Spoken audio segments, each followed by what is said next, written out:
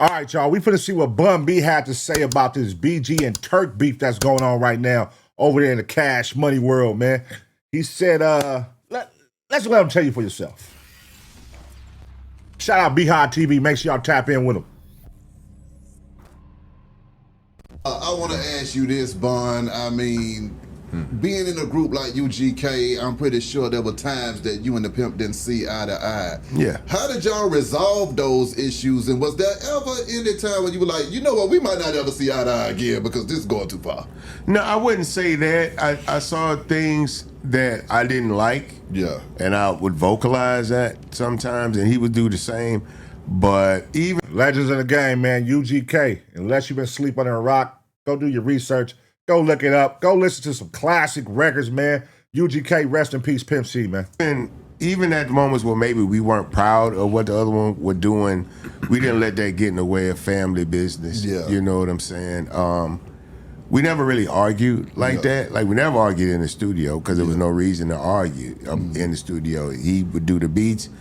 I would do my verse. We would figure out the hook or whatever, but we always knew how to defer to different people in different situations.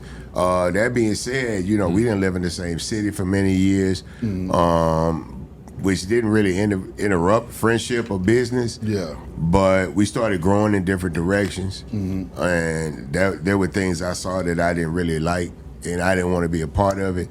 That's the only thing about being in a group, man. Like, eventually y'all gonna start outgrowing each other mentally, because everybody don't stay the same way forever, you know what I mean? How y'all probably came in the game young, hungry, y'all on bullshit, y'all attracted to bullshit, y'all want to keep the hoes around, the weed, the liquor, and then sometimes, you know what I mean, one of the group members may outgrow all that and get on their business shit, get on their cleanup, I want to look different, I want to go for a target a different audience, you know what I'm saying? It happens in groups, man, and they part ways. They do it, you know, sometimes on bad terms, sometimes on good terms.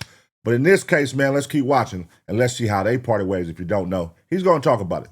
So I separated myself, and then there were things that he saw maybe that he didn't appreciate. Yeah. So he kept himself separate. But we never really were mad at each other. Yeah. We just had to let each other live their life. We realized, look, that's a grown-ass man. Yeah. As long as he show up for work and we can get the job done, I don't really have a problem. Okay. You know, he got to live how he got to live. I got to live like I got to live. You know what I'm saying? So I don't care really what you do Monday through Friday. We got work Saturday. You show up and I show up and we do what we need to do. We good. Yeah. We don't have to really overtalk that stuff. But I do remember, you know, like maybe 2 days before he passed, we had a tough conversation. Yeah. We had to talk through some things, and we got past that, and we realized, okay, well, all right, well, let's get back to it. Exactly. You know what I'm saying? Like, all right, we on the same page about it. Let's get back to it. And basically, man, put your feelings aside and don't forget what we here for. We here to get the motherfucking chili, man. Put your feelings aside. I'ma show up. You show up. We ain't gotta do all the beef shit. We ain't gotta do all the kumbaya. We ain't gotta hang out and party and all that. Listen, this is we was a friendship. Now it's a business friendship. I can still come up here with no emotions and show up, do my job. Can you? You can? Well, let's go. And let's go tour the world. Let's go get this money. Let's go drop more albums. If groups start like that, it would be a lot of more groups that's still here, still relevant, and still getting to the money, man. Hey, man, take a message. the man was gone in 2 days. My you know, I'm glad that we had that talk. I'm glad the last thing I told him was I love you. The last thing he told me was I love you too, Pee Wee. Yeah. And I have that closure. I feel if that. I don't have nothing else, and everybody didn't get that closure. Yeah. You know what I'm saying? So. I asked that because in the case of a Turk and a BG, what kind of advice would you have for them to be able to work it out or come back together? They got to be in a room alone. Yeah. Like men have to be in a room alone with each other. Yeah. Right? Sit at the table across from each other. With the egos aside.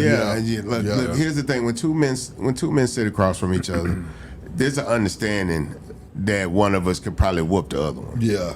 We got to get past that part of it just to sit down. Yeah. You know what I'm saying? And then it ain't even for some people, even if I know you can whoop me, don't mean I'm not gonna fight you. Exactly. That ain't gonna be easy. right. No, you'll probably win, but you're gonna have to fight me as hard as you ever fought somebody. The question is, to me, in a BG and Turk situation is, do they want to squash the beef? Do they want to be friends again? Because as a consumer outside looking in, we assume, oh, they were in a group together. They should always be friends. They should always come back together and work together and do shows together. We want the hot boys. We want the hot boys. But we don't know how deep the beef stems. What's the root of the beef? Sometimes it's some shit you can't come back from. Sometimes it is. I don't know. So I don't never really take that angle where it's like they need to sit down, because it may be something deeper than that. It may be deeper than just sitting down. You know what I mean? We don't know. We don't know. But sometimes it be like that. You know what I'm saying? But I think there's a lot of love there. Mm-hmm. They done been through too much together. Yeah. They don't hate each other. They just, again, not seeing eye to eye. Yeah. And I can't say if anybody has anybody on their side in their ear. Yeah. But what I will say is that when men have a disagreement, they have to sit alone with each other to get to the bottom of it. Yeah. Because it's a lot of pain there. Like, Yeah. I'm sure there's a lot of awkward memories that they both have about everything that's happened. Yeah. You know? Can you ever look at him the same, though? That's another thing. It's like, we could go sit and we could have this conversation. We could talk it out. We could shake hands, say it's, you know what I mean? A lot of motherfuckers forgive, but they never forget. You know what I'm saying? And, you know, different people might believe, well, you know, I think I'm seeing this way and you seeing that way. Yeah. And I don't think that's right. I feel that. I feel Type that. of thing. But I always say this, man, get it right before somebody pass. I feel that. Right. Like, get this, whatever all this little stuff is that y'all talking about, man, and y'all going through, man, get through that. Don't make up at the funeral. Yeah. You know what I'm saying? Don't make up at the funeral. That's deep right there, man. Somebody need to hear that message right now. It's somebody right now that you beefing with where it really ain't that deep. It ain't nothing but a simple conversation, man. Get on the phone right now.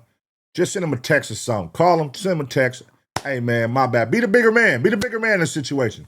My bad. My apologies. I was wrong. I love you, bro. We ain't even got to do all that. I'll speak to you when I see you, brother. Boom. Something so simple right there could give something closure so fast, so easily.